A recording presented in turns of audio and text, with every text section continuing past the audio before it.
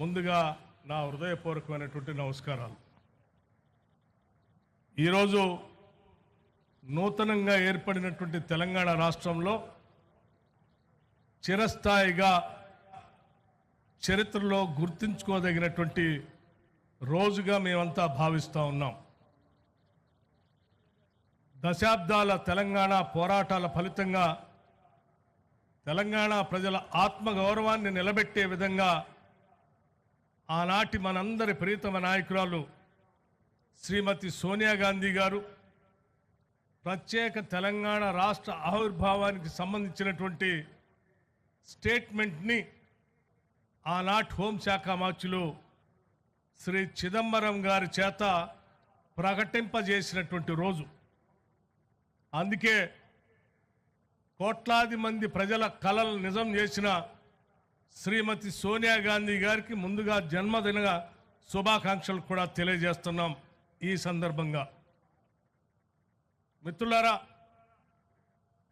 కోరి కొట్లాడి తెచ్చుకున్న తెలంగాణ రాష్ట్రంలో నిధుల కోసం, నీళ్ల కోసం, నియామకాల కోసం మన పోరాటమంతా, మన ఆరాటమంతా మిగులు బడ్జెట్తో ఈ రాష్ట్రాన్ని బీఆర్ఎస్ అలియా టీఆర్ఎస్ పార్టీకి అప్పచెప్తే 7 లక్షల కోట్ల పైబడి ఈ రాష్ట్రాన్ని అప్పుల పాలు చేసి ఇవ్వాల్సినటువంటి ఉద్యోగాలు ఇవ్వకుండా, తీసుకురావాల్సిన నీళ్లని తీసుకొని రాకుండా, ఆత్మగౌరవంతో బతకాల్సినటువంటి ప్రజల్ని బందీ చేసి అనుక్షణం అవమానాలకు గురి చేస్తూ ఒక రాజ్యహింసతో ఈ రాష్ట్ర పాలన సాగిస్తున్నటువంటి సందర్భంలో ఆనాడు రాష్ట్ర కాంగ్రెస్ కమిటీ అధ్యక్షుడిగా శ్రీ రేవంత్ రెడ్డి గారు భారీ బహిరంగ సభలతో, ఆనాడు శాసనసభా పక్ష నాయకుడిగా ఆదిలాబాద్ నుంచి ఖమ్మం వరకు పీపుల్స్ మార్చ్ పాదయాత్రతో మా తోటి సహచరుల, ఈనాటి మంత్రివర్గ సహచరులు కానీ, శాసన మండలి సభ్యులు కానీ, ఆనాటి జిల్లా కాంగ్రెస్ కమిటీ అధ్యక్షులు కానీ అందరూ సమిష్టిగా పెద్ద ఎత్తున ఇందిరమ్మ రాజ్యం తీసుకొని రావాలి, పేదల పక్షాన్ని ప్రభుత్వం నిలబడాలి, ప్రజాప్రభుత్వాన్ని ఏర్పాటు చేయాలనేటువంటి ఆలోచనతో మేమందరం ఇచ్చినటువంటి పిలుపు మేరకు ఏ ఉద్దేశం కోసమైతే తెలంగాణ రాష్ట్రాన్ని తెచ్చుకున్నామో ఆ ఉద్దేశాన్ని నెరవేర్చుకోవటం కోసం రాష్ట్రంలో ఉన్నటువంటి కోట్లాది మంది ప్రజలు కాంగ్రెస్ పార్టీని ఆశీర్వదించి ఈనాడు ఇందిరమ్మ రాజ్యాన్ని ఏర్పాటు చేసి సంవత్సర కాలం పూర్తి చేసుకున్నటువంటి సందర్భంలో రాష్ట్ర వ్యాప్తంగా ఈరోజు సంబరాలు చేసుకుంటున్నాం. చాలామందికి ఆలోచన రావచ్చు, ఎందుకయ్యా మీరు సంబరాలు చేసుకుంటున్నారు? మొదటిది, తెలంగాణ ప్రజలు కోరుకునేది స్వేచ్ఛ, భావ స్వేచ్ఛ, స్వతంత్రంగా బతకటం అనేది తెలంగాణ ప్రజలు నిరంతరం కోరుకునేటువంటి వాడు. అటువంటి స్వేచ్ఛని ఈరోజు రాష్ట్రం నలుమూలల భావ స్వేచ్ఛను వ్యక్తపరచడమే కాదు, స్వతంత్రంగా మన భావాలను వ్యక్తపరిచేటువంటి పరిస్థితుల్ని అత్యంత ప్రజాస్వామ్యయుతంగా రాష్ట్ర ప్రభుత్వం ఏర్పాటు చేసింది. రాగానే నిరుద్యోగ యువతీ యువకుల కోసం పబ్లిక్ సర్వీస్ కమిషన్ ప్రక్షాళన చేసి దాదాపు 56,000 మంది నిరుద్యోగ యువతీ యువకులకి ఉద్యోగ అవకాశాలు కల్పించాం. రాగానే ఈ రాష్ట్రంలో మహిళలందరినీ మహాలక్ష్ములుగా కొలుస్తూ మహాలక్ష్ములంతా కోటేశ్వరులు కావాలనేటువంటి ఆలోచనతో వాళ్ళు ఆత్మగౌరవంగా బతకడానికి కావలసిన ఆర్టీసీ బస్సులో ఉచిత ప్రయాణ సౌకర్యాన్ని పెద్ద ఎత్తున ఏర్పాటు చేశాం. అలాగే వారందరికి కూడా సంవత్సరానికి 20,000 కోట్ల రూపాయలు వడ్డీ లేని రుణాల్ని ఇస్తూ 5 సంవత్సరాల్లో 1,00,000 కోట్ల రూపాయలని మహిళలకి వడ్డీ లేని రుణాలు ఇవ్వాలనేటువంటి ఆలోచనతో ముందుకు పోతా ఉన్నాం.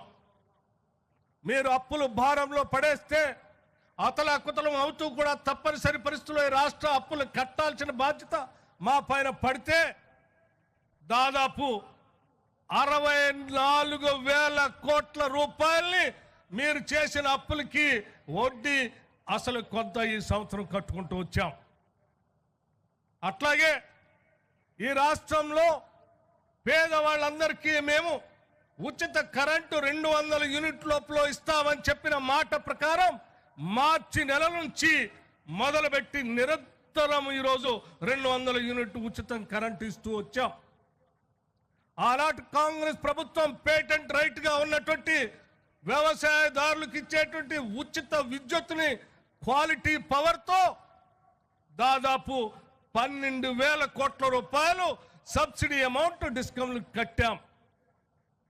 అట్లాగే గ్యాస్ సిలిండర్లు 500 రూపాయలకే ఇస్తామని చెప్పిన మాట ప్రకారం అనేక రకాలైన ఆర్థిక ఒత్తిళ్లు ఉన్నప్పటికీ ఆ గ్యాస్ సిలిండర్లు లబ్ధిదారులు అందరికీ అందిస్తా ఉన్నాం.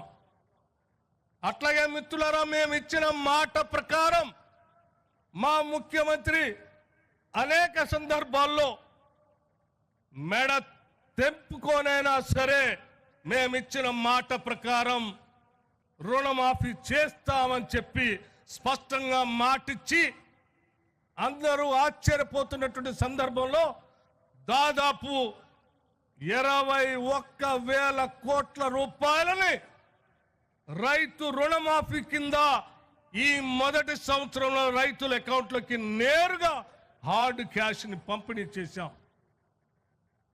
ఇది మాకున్నటువంటి నిబద్ధత. రైతుల ఇన్సూరెన్స్ కట్టాం. ఉద్యోగస్తులందరికీ జీతాలు ఇచ్చుకోలేనటువంటి పరిస్థితుల్లో ప్రభుత్వాన్ని మా గొప్ప చెప్పితే ఆర్థిక పరిస్థితిని ఘాట్లో పెట్టి ప్రతి నెల ఈ రాష్ట్రంలో పనిచేస్తున్న లక్షలాది మంది ప్రభుత్వ ఉద్యోగస్తులకి పెన్షన్దారులకి మొదటి తారీఖునే జీతాలు ఇస్తూ రాష్ట్ర ప్రభుత్వం ఆర్థిక పరిస్థితిని ఘాట్లు పెట్టి ముందుకు పోతాం. ఇవన్నీ ఒక పక్కన చేస్తూనే రాష్ట్రంలో మన పారిశ్రామిక విధానాన్ని పెంపొందించుకోవడం కోసం ముఖ్యమంత్రి గారు ఐటీ పరిశ్రమల శాఖ మంత్రి గారు దావోస్ వెళ్ళి దాదాపు 36,000 కోట్ల రూపాయల పెట్టుబడుల్ని ఈ రాష్ట్రానికి తీసుకొచ్చినటువంటి సందర్భం కూడా మనందరికీ తెలిసింది. హైదరాబాద్ నగరంతో పాటు ఫ్యూచర్ సిటీని ఏర్పాటు చేయాలని, అందులో అద్భుతంగా ఐటీ అట్లాగే ఆర్టిఫిషియల్ ఇంటెలిజెన్స్ తో ఉన్నటువంటి సాఫ్ట్వేర్ ఇండస్ట్రీని హైదరాబాద్ నగరంలో పెద్ద ఎత్తున ఏర్పాటు చేయాలని, స్కిల్ యూనివర్సిటీని పెడుతూ ఇంటర్నేషనల్ స్టాండర్డ్స్ లో ఉండేటువంటి ఒక స్పోర్ట్స్ యూనివర్సిటీని కూడా పెడుతూ ముందుకు పోతా ఉన్నాం. ఈ మధ్య కొంతమంది రెసిడెన్షియల్ స్కూల్స్కి వెళ్ళి అయ్యో పిల్లలు బాధపడుతున్నారే, సరైన తిండి పెట్టపోతా ఉన్నారు, సరైనటువంటి వసతులు ఇవ్వలేకపోతున్నారని చెప్పి పాపం బాధ వ్యక్తపరుస్తూ ఉన్నారు. అయ్యా నేను అడుగుతా ఉన్నాను, 10 సంవత్సరాలు పెరిగిన ధరలకు అనుగుణంగా ₹1 కూడా మీరు పెంచకుండా ఆ బిడ్డలు బాధపడుతుంటే మేము అధికారంలోకి వచ్చిన మరుక్షణం ఆలోచన చేసి ముఖ్యమంత్రి రేవంత్ రెడ్డి గారి నాయకత్వంలో యావత్ కేబినెట్ మొత్తం కూడా కూర్చొని ఆలోచన చేసి ఈ బిడ్డలు మన భవిష్యత్తు, వారందరికీ న్యూట్రిషియస్ ఫుడ్ ఇవ్వాలని చెప్పి ఒక్కటేసారి 40% డైట్ బిల్స్ ని పెంచినటువంటి ఘనత కూడా ఇందిరమ్మ రాజ్యానిది అని చెప్పడానికి కూడా మేము సంతోషిస్తా ఉన్నాం. అంతెందుకు మన బిడ్డలందరూ మీరు పెట్టినటువంటి రెసిడెన్షియల్ స్కూల్స్ కానీ ఇతర స్కూల్స్ లో కానీ బిల్డింగ్ లేక, ఇన్ఫ్రాస్ట్రక్చర్ లేక ఒకటే గదిలో భోజనం, ఒకటే గదిలో తరగతి, ఒకటే గదిలో పడుకోవటం, ఇబ్బంది పడుతున్న పరిస్థితి చూసి కూడా 10 ఏళ్ళు మీరేమి చేయలేదు. 2022-23 కేవలం 70 కోట్లు మాత్రమే ఇంటిగ్రేటెడ్ రెసిడెన్స్ స్కూల్స్ కి మీరు నిధులు కేటాయిస్తే మేము ఆలోచన చేశాం. మా పిల్లలు బాగా చదువుకోవాలి, ఇన్ఫ్రాస్ట్రక్చర్ బాగుండాలనే ఆలోచనతో ఈ ఒక్క సంవత్సరమే బహుశా భారతదేశంలో ఎక్కడా కూడా లేనట్టుగా ఇంటర్నేషనల్ స్టాండర్డ్స్ తో young India integrated residential schools ని దాదాపు 5,000 కోట్ల రూపాయలతో ఈ సంవత్సరమే మేము ఇన్ఫ్రాస్ట్రక్చర్ కడుతూ ముందుకు పోతున్నటువంటి పరిస్థితిని మీ అంతా గమనించి ఉండి ఉంటారు. ఇటువంటి అనేక కార్యక్రమాలు చేసుకుంటూనే నిరుద్యోగ యువతి యువకులకి ప్రోత్సాహం ఇస్తూనే తర్ఫీద్ సెంటర్లు ఏర్పాటు చేస్తూనే ప్రభుత్వ పాఠశాలలో డిఎస్సిని కండక్ట్ చేస్తూనే ఈ సమాజం తలెత్తుకొని బతకడం కోసం సకల జనులు సమ్మె చేసి ఆ సమ్మె చేసినటువంటి వాళ్ళందరికీ ప్రతీకగా నిలిచినటువంటి తెలంగాణ తల్లి గౌరవాన్ని ప్రతిష్ఠించుకోవటం కోసం గౌరవించుకోవటం కోసం ఈరోజు తెలంగాణ ఇచ్చిన సోనియా గాంధీ గారి జన్మదినం సందర్భంగా తెలంగాణ ప్రజానికి అంతా తలెత్తుకునేటట్టుగా మన అమ్మ, మన నానమ్మ, మన అక్క ప్రతిరూపంగా ఈరోజు తెలంగాణ తల్లిని ఇక్కడ ప్రతిష్ఠించుకుంటున్నాం. చాలా మంది చాలా రకాలుగా మాట్లాడుతూ ఉన్నారు. మేమేదో ఒక తెలంగాణ తల్లిని ఏర్పాటు చేశాం, మీరేదో మారుస్తున్నారని. మేమేది మార్చట్లేదు. ఆనాడు తెలంగాణ తల్లిగా అనేక రాజకీయ పార్టీలు అనేక రకాల తల్లుల విగ్రహాలను పెట్టుకొని ముందుకు వెళ్ళాయి. అధికారికంగా తెలంగాణ తల్లిని ఇంతవరకు మీరు ఎక్కడా ప్రతిష్ఠించలేదు. మేము మొట్టమొదటిసారి ఈ రాష్ట్రం ఏర్పడిన తర్వాత అధికారికంగా తెలంగాణ తల్లిని ప్రతిష్ఠించుకోవాలి. ఆ తెలంగాణ తల్లి కూడా కోట్లాది మంది తెలంగాణ ప్రజల అమ్మలాగా ఆరాధ్య దేవునిలాగా ఉండాలనేటువంటి ఆలోచనతో ఈరోజు పోరాటానికి స్ఫూర్తించే తల్లిలాగా, కోట్లాది మంది ప్రజలను ఆశీర్వదించే తల్లిలాగా, కోట్లాది మంది ప్రజలకి పసిడి పంటలు పండించేటువంటి పచ్చని తెలంగాణ కనపడేటట్టుగా ఆకుపచ్చ రంగుతో చీర, పౌరుషానికి ప్రతీకగా ప్రగతిశీల భావాలతో ముందుకు వెళ్ళేటట్టు ఎరుపు రంగుతో ఒక పక్కన అత్యంత బహుజనుల పోరాటాల స్ఫూర్తిని గుర్తు చేస్తూ ఉండేటట్టుగా కింద పీఠం బ్లూ కలర్తో పోరాటాలని చేయటం ఒక్కటే కాదు, ఎంత అధికారం ఉన్నా ప్రజా సంక్షేమాన్ని మర్చిపోయి అణగదొక్కుతున్న ప్రభుత్వాన్ని నిలదీయటానికి తెలంగాణ ప్రజలు ఎప్పుడూ సిద్ధంగా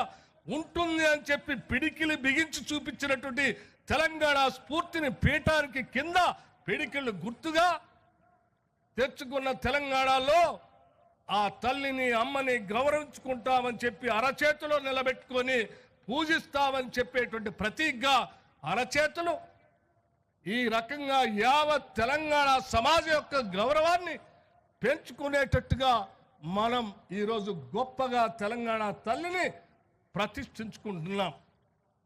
ఈ రాష్ట్ర ముఖ్యమంత్రి శ్రీ రేవంత్ రెడ్డి గారి నాయకత్వంలో యావత్ రాష్ట్ర మంత్రి మండలి మొత్తం సమస్తం కూర్చొని ఆలోచన చేసి ప్రజలందరి ఆలోచనలు తీసుకొని ఈ తెలంగాణ ప్రజల ప్రతిష్ట నిలబడేటట్టుగా తల ఎత్తుకొని గౌరవించుకునేటట్టుగా ప్రతి సంవత్సరం ఈ డిసెంబర్ 9 తెలంగాణ తల్లి ప్రతిష్ట ఉత్సవాన్ని రాష్ట్ర ఉత్సవంగా చేయటానికి ఈరోజు రాష్ట్ర ముఖ్యమంత్రి గారు శాసనసభలో ఒక ప్రకటన చేసిన సంఘటన కూడా మీ అందరికీ తెలియజేస్తా ఉన్నాం. ఈ సంవత్సరమే కాదు, భవిష్యత్తులో కూడా ప్రతి సంవత్సరం డిసెంబర్ 9వ తారీఖు నాడు రాష్ట్ర ఉత్సవంగా, దేశ ఉత్సవాలు ఆగస్టు 15,